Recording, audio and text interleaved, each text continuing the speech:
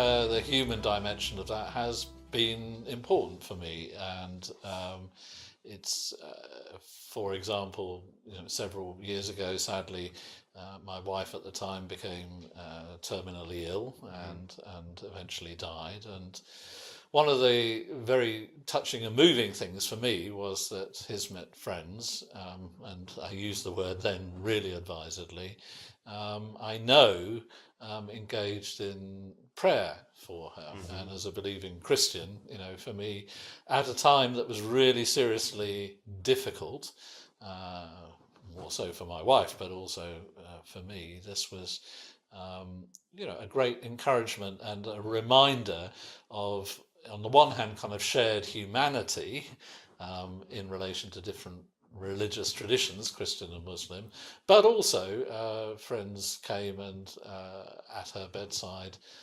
recited from the Quran. So it was both shared humanity, but also a distinctive Muslim contribution. And I think, that very personal, very individual story around that, for me, illustrates quite a lot about how I evaluate Hizmet as a whole.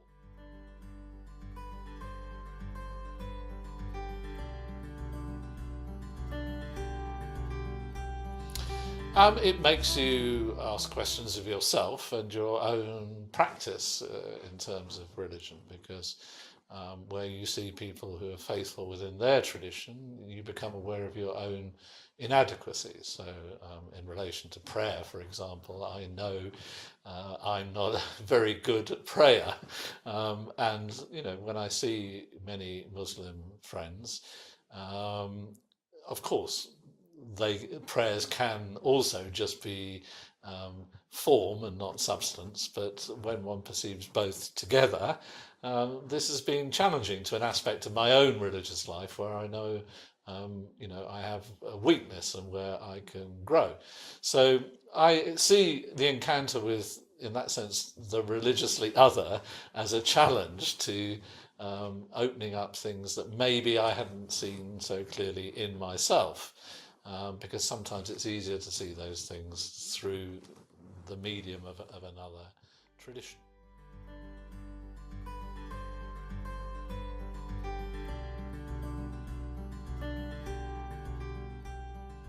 I think in principle these things are there, but it does take, at different times and in different places, individuals or movements to sometimes draw out things which have become covered over through the years, and to also be brave enough sometimes to, in that sense, reinterpret. Not that one moves away from, but that one brings that tradition inheritance into interaction with the contemporary reality. And it's, again, that aspect, I think, of both Fethullah Gülen's teaching, as I understand it, and also the practice of Hizmet that I think is, very important. It's very important for the Muslim world in that sense, if one can use that terminology in inverted commas, but not just for Muslims.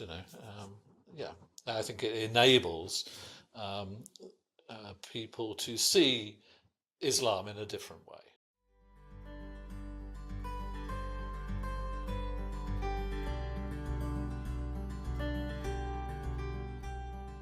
In a context where perhaps against both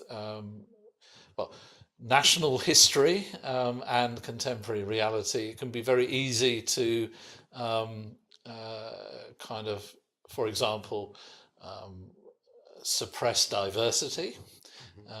So my understanding, all national traditions have their own way of doing this, but a very strong sense of kind of one religion going with one language, with one people, etc.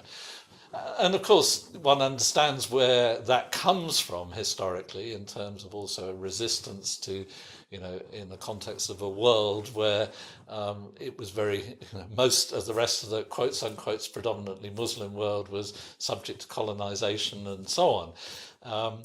But a heavy emphasis on oneness can lead to ignoring the realities, which is much more diverse and ethnically diverse in Turkey, religiously diverse in its inheritance too, linguistically diverse also in reality. So, and it struck me that Hizmet organisations were prepared to take seriously this diversity.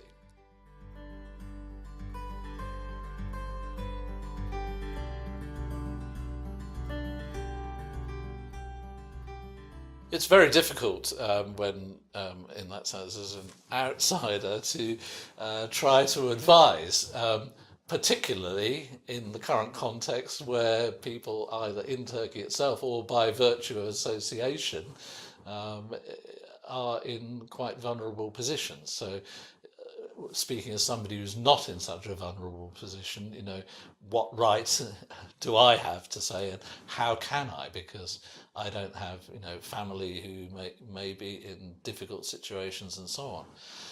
On the other hand, one of the things that's always struck me actually about Hizmet, in my encounter with it, certainly in the European context, has been its readiness to ask people who are not part of it for advice. And this is something that I think is quite interesting because not all religious groups or religiously inspired groups are prepared to do that. They think they've already got it all and they don't need to ask anybody else. And to ask from outside is actually, almost a betrayal. And so I've actually been quite, on the one hand, kind of emotionally and spiritually moved by the readiness of people to ask for that advice and ask for that critique. And intellectually, I find it very interesting and challenging. But now I'm not giving the advice.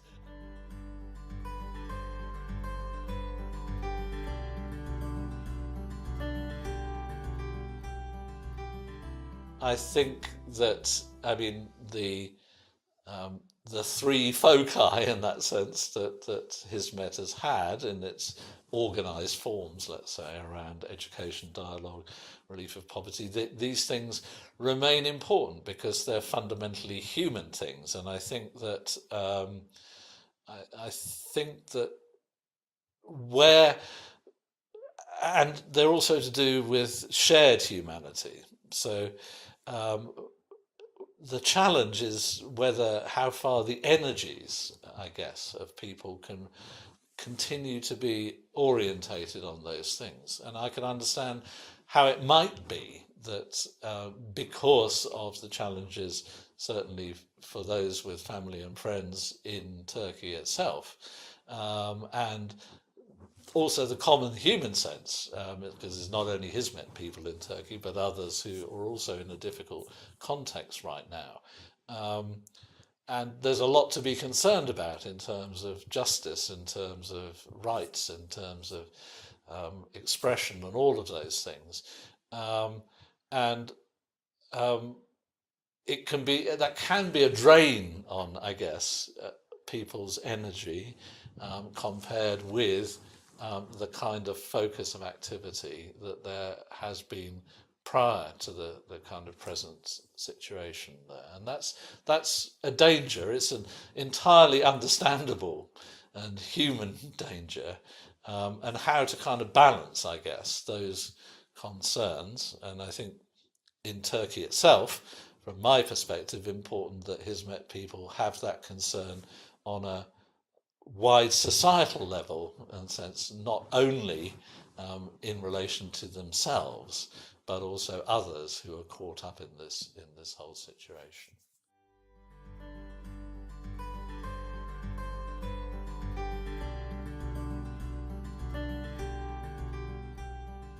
My personal experience, and the experience of many others, of Hizmet organisations, is precisely in another direction than the allegations, and it's in those things that we've been talking about, which emphasise service to humanity, education, relief of poverty, dialogue, and a form of Islam that I see, is truly rooted in the sources of Islam, in the well springs of Islam, not in a kind of what I call a modernist reinterpretation that seeks to use Islam as a tool to um, transform society or the state from above, rather than to change and transform people's lives within a society.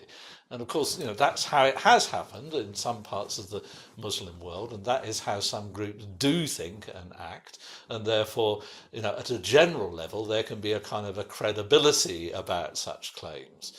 But both because, as far as I see it, in terms of very clear and distinct teaching on these matters on the part of Fethullah Gulen compared with large numbers of other Muslim thought historically, and also because of the practice that I and others have experienced. Again, I come back to this thing. To me, there would have to be such a big gap, and until anybody produces any evidence to suggest to the contrary, in terms of, for example, my own Christian tradition, it's said, by their fruits you will know them. So it's what the outworking of things is that enables you to evaluate something in terms of its potential for good or for evil. And so, to me, this gap, as I say, between the rhetoric and what can be observed and evaluated, both in public teaching and in public activity, is so great that it's not, to me, credible.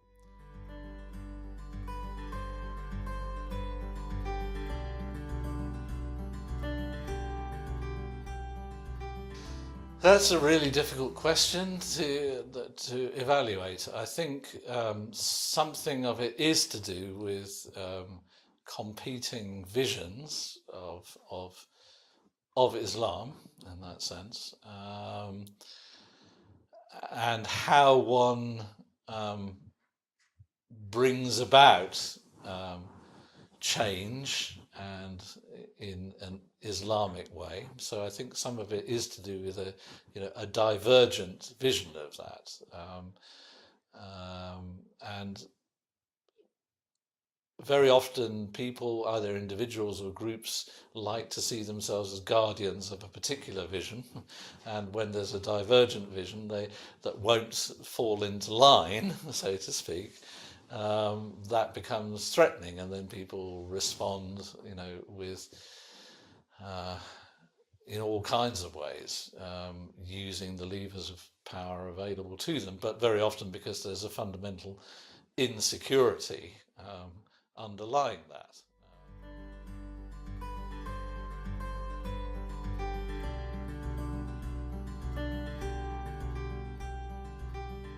Those who would, well, there could be several outcomes from this, in fact. On the one hand, I think it is those who would wish to align Islam and power. And on the other hand, there is the very real potential, because of Turkey's geopolitical situation and its incredible generosity towards refugees from the conflicts that have blighted Syria, Iraq, and so on, that actually there's a very dangerous set of things that could occur in terms of, in that sense, terror-orientated versions, which are different to authoritarian versions, but are, equally, or if not more, perhaps, dangerous, certainly on a global level. And that's, I think, one of the worrying aspects. If the kind of vision represented by Hizmet is not a part of the environment in Turkey because of where it lies, its geopolitical context.